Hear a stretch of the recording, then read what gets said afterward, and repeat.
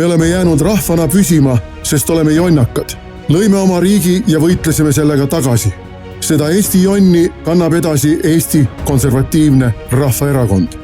Meie kaitseme oma maad, vabadust ja õiglust isegi siis, kui teised lähevad alistumise ja reetmise teed.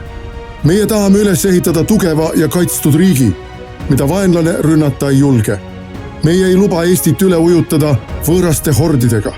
Me läheme läbi halli kivi, et peatada rahva vaesumine ning muuta elekter, toit, kütus ja ravimid taskukohaseks.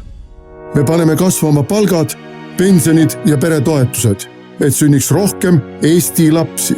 Me pingutame selle nimel, et eesti keel ja meel elaksid edasi meie lastes ja lastelastes.